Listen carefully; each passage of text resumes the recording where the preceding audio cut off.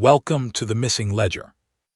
Every missing person leaves behind unanswered questions, grieving families, and a story that deserves to be remembered. On this channel, we revisit real disappearances, cold cases, and unsolved mysteries with care, exploring the evidence, the timeline, and the search for the truth. If you believe these stories deserve to be heard, subscribe to the Missing Ledger and turn on notifications so you never miss a new case. If you appreciate our work, please leave a like. Your support helps us continue sharing these important stories with a wider audience. Before we begin, let us know in the comments, where are you watching from? We always enjoy seeing viewers from around the world. Now let's open today's case file and uncover the mystery together. Have you ever driven a road you know well, in whether you have driven through 100 times before, and felt for just a second like the road itself was watching you back? Somewhere in New Hampshire tonight, on a quiet stretch of Route 112, that feeling has had more than 2 decades to settle into the pavement. Before we get into it, tell me where you are watching from tonight. And if a case like this has ever stayed with you the way this one has stayed with an entire country, hit subscribe, because we owe it to the people still waiting for answers to keep saying their names.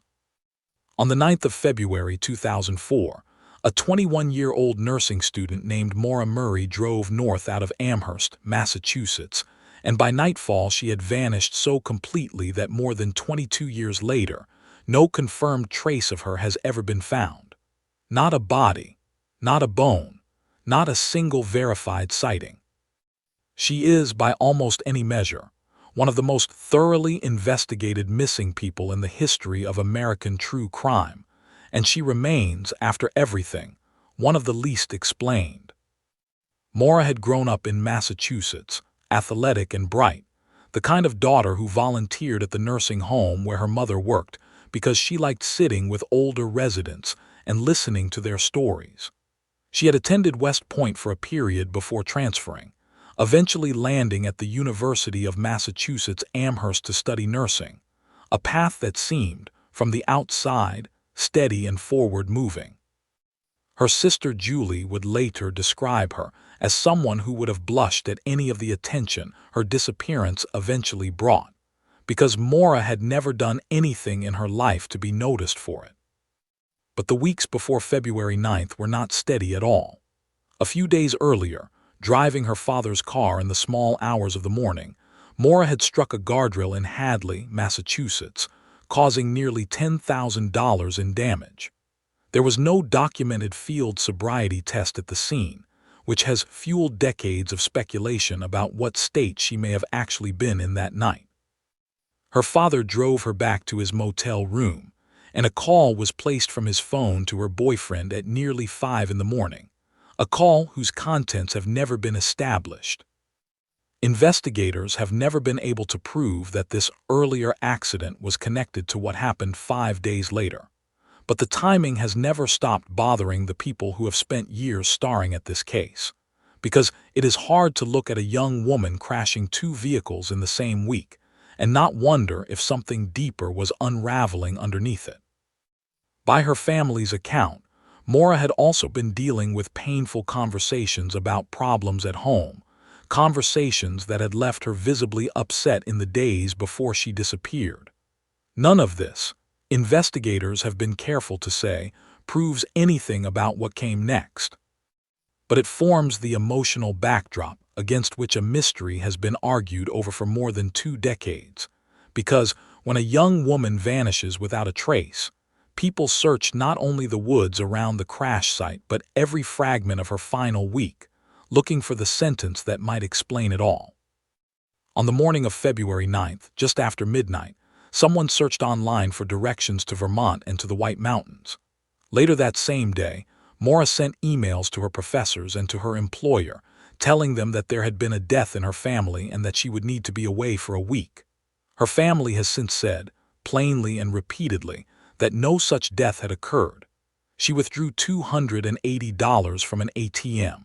She purchased alcohol from a local liquor store.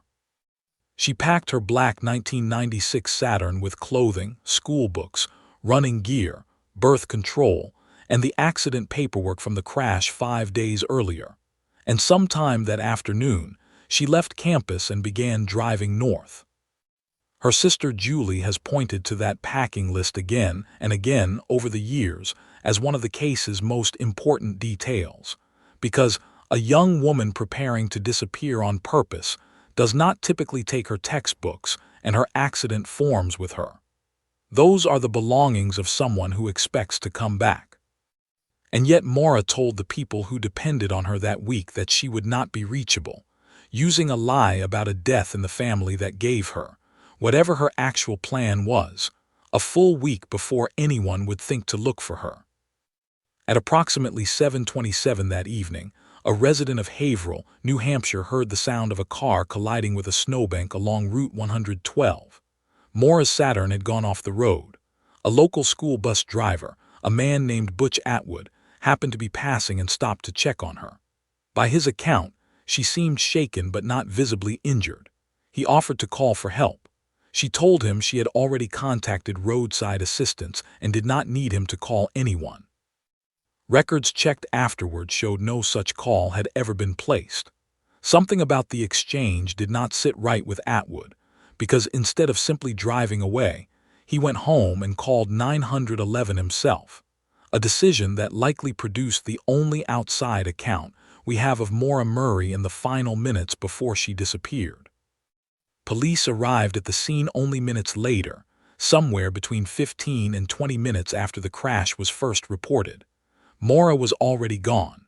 Her car remained on the roadside, doors reportedly locked, with her belongings still inside, including alcohol, some of it apparently missing from what she had purchased earlier that day, along with her school books and clothing.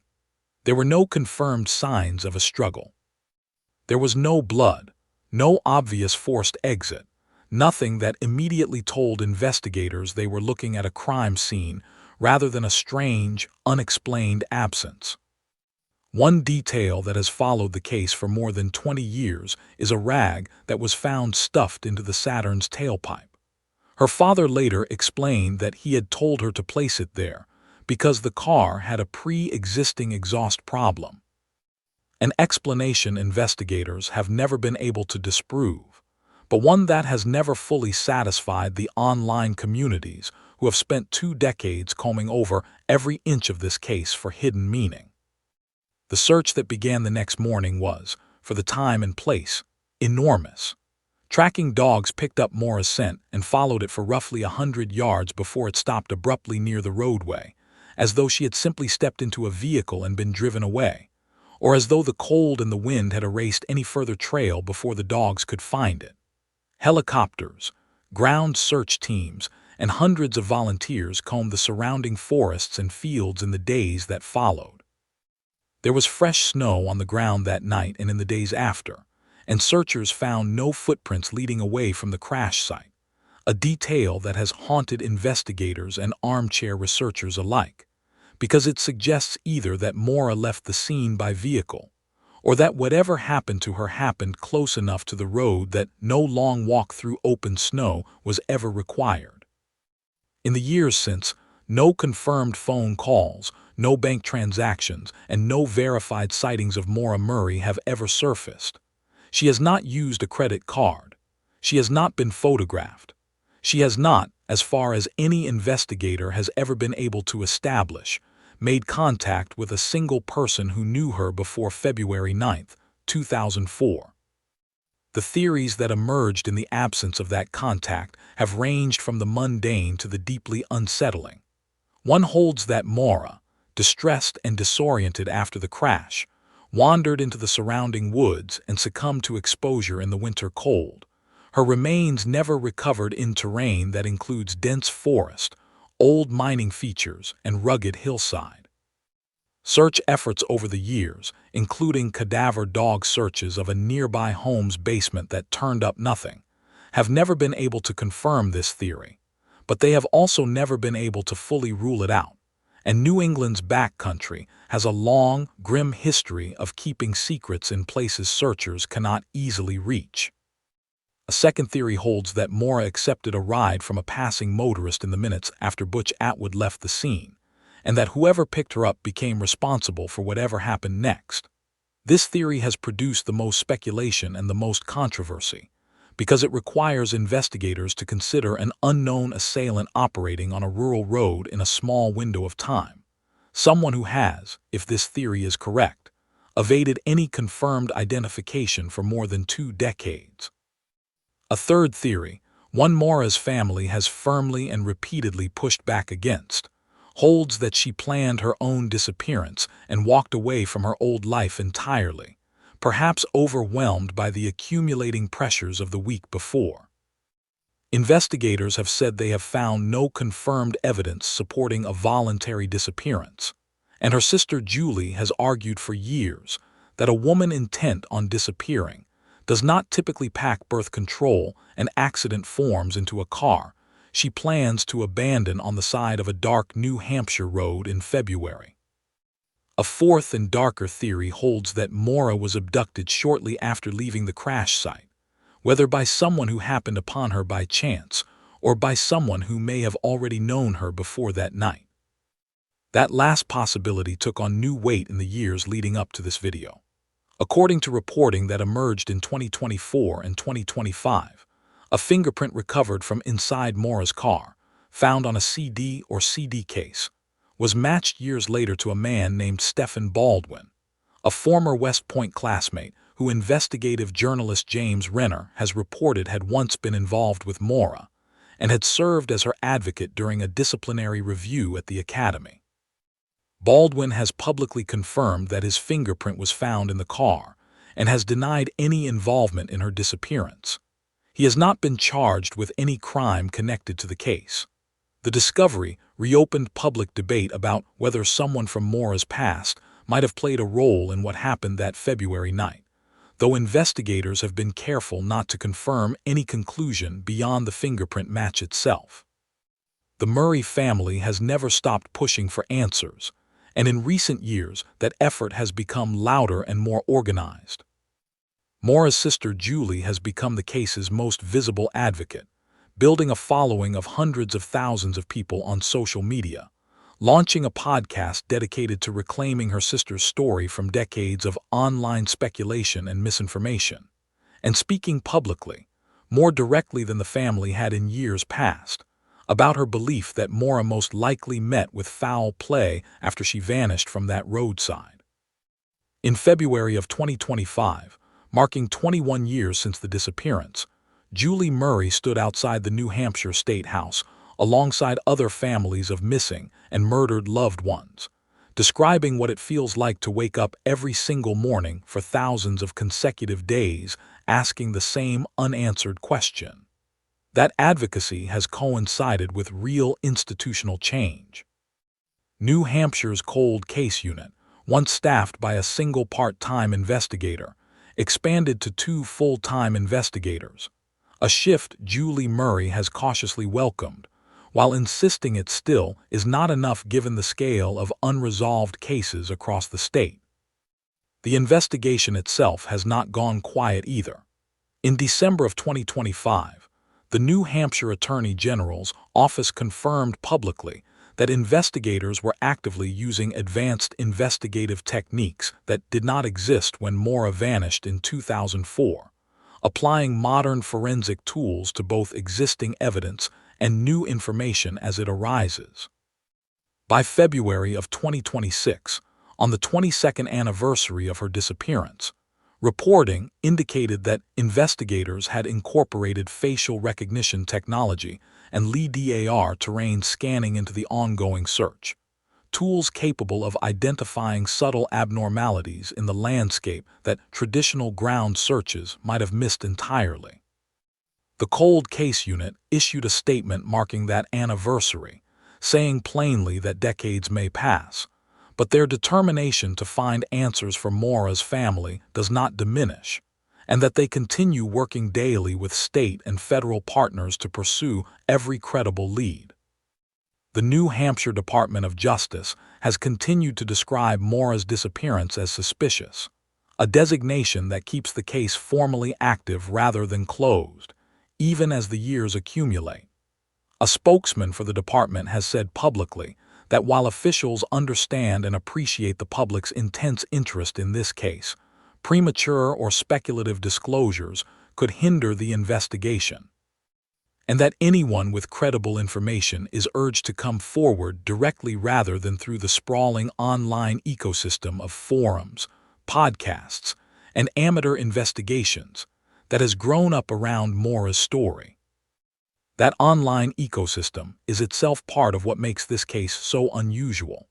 Maura disappeared just days after the launch of Facebook, and her case has often been described as the first great missing persons mystery of the social media age, one of the earliest instances of a family's private tragedy being picked apart, theorized about, and in some cases weaponized by strangers across the internet in real time.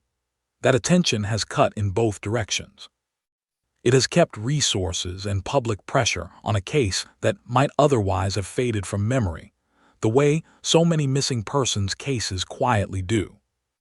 But it has also, according to independent researchers and residents near the crash site, produced years of friction, unverified theories treated as fact, and tension between the family, journalists, and people living near Haverhill who never expected to become part of a true crime spectacle simply because a stranger's car went off the road near their homes.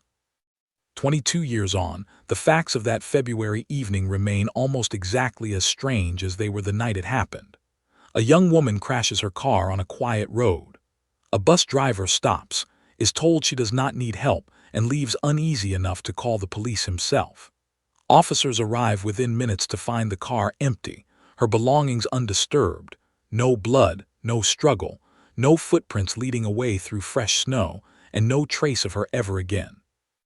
Somewhere between those two facts, the crash and the empty car, an entire life disappeared, and in the space where an explanation should be, there has only ever been theory stacked on theory, evidence that points in several directions at once, and a family that has spent more than 7,000 consecutive days waking up to the same unanswered question. If there is a thread that runs through every version of this story, it may be this. Maura Murray packed a car full of things a person takes when they intend to come back. She told the people around her a lie designed to buy herself exactly 1 week of not being missed. And somewhere in the gap between those two facts, something happened on a dark New Hampshire road that no piece of physical evidence recovered in 22 years has ever been able to fully explain. It is worth pausing on just how unusual the physical evidence, or rather the near total absence of it, actually is. In most missing persons cases that stretch on for decades, investigators eventually accumulate something, a partial sighting later dismissed, a piece of clothing found miles away, a confession that turns out to be false but at least gives the case a shape to argue about. Maura's case has produced almost none of that. The tracking dogs that picked up her scent near the crash site did not lose the trail gradually, the way a scent fades with distance and time. They lost it abruptly, within 100 yards, in a way search professionals have described as more consistent with a person entering a vehicle than a person continuing on foot. And yet, no vehicle was ever confirmed to have stopped at that location in the crucial window between the crash and the arrival of police, despite the road not being especially remote, and despite investigators canvassing the area extensively in the days and weeks that followed. The timeline itself has been picked apart so many times that true crime researchers now argue over gaps measured in single minutes. Butch Atwood's encounter with Maura happened at roughly 7:27 in the evening. He placed his call to 911 sometime around 7:42. Police arrived at the scene by most accounts between 7:46 and shortly after. That leaves a window of somewhere between 4 and 20 minutes, depending on which account and which archived report you trust, during which a 21-year-old woman needed to either walk away from a car crash into a dark, snow-covered New Hampshire winter night, or be picked up by someone willing to stop for a stranger on an isolated stretch of Route 112 after dark. Neither possibility is especially easy to imagine happening quietly, and yet one of them, or something investigators have never managed to identify at all, is exactly what happened. The people closest to Maura in the years since her disappearance have described a woman who does not fit neatly into any single theory. Friends and family have said she was disciplined, athletic, and driven, someone who did not seem, on the surface, like a person contemplating vanishing from her own life.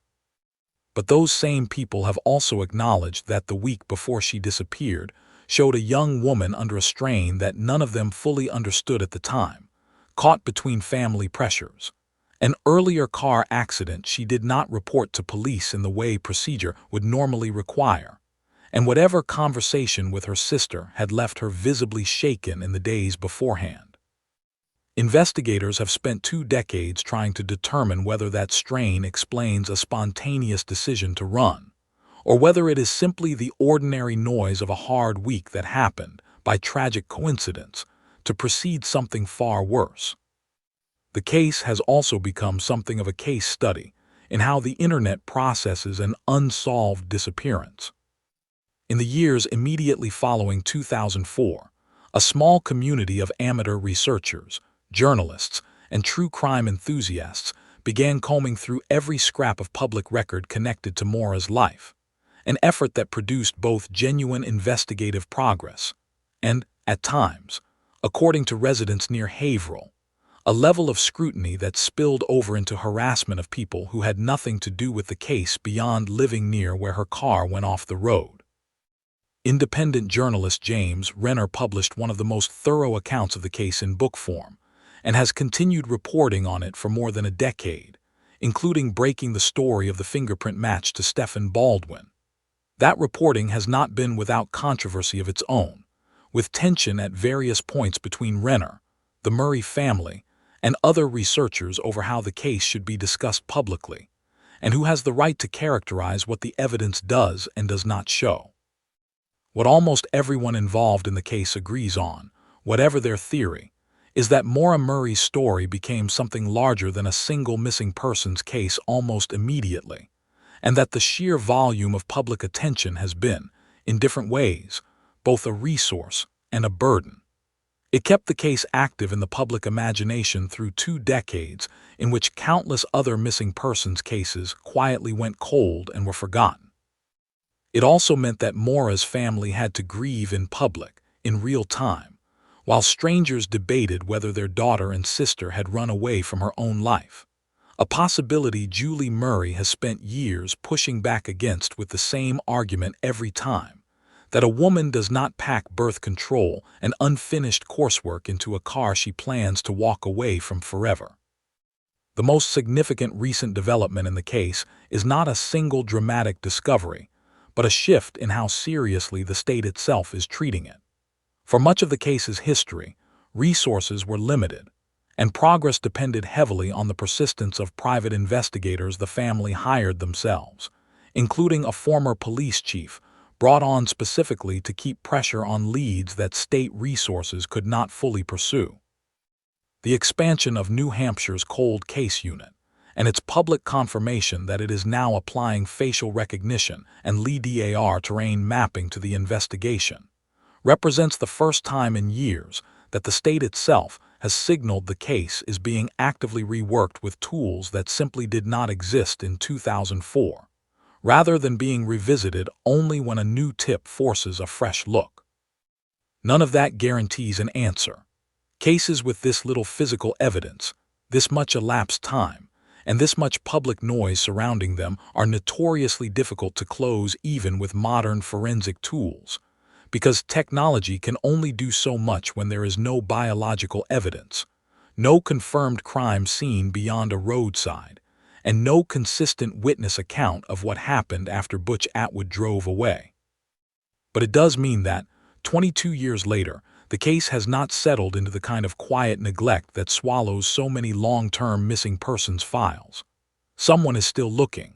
Someone, according to the state's own public statements, is still actively applying new methods to old evidence, still hoping that the next re-examination of the file finds the one detail that everyone else missed the first, second, and 10th time through it.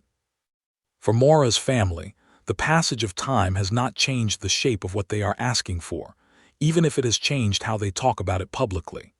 Julie Murray has said that what began, in the earliest and most painful days, as a hope to simply bring her sister home and sit together at a family dinner again, has become something more sober and more permanent, a determination to know what happened, whatever that answer turns out to be, rather than to spend the rest of her life not knowing. She has said plainly that she has made peace with the likelihood that she will never see her sister again.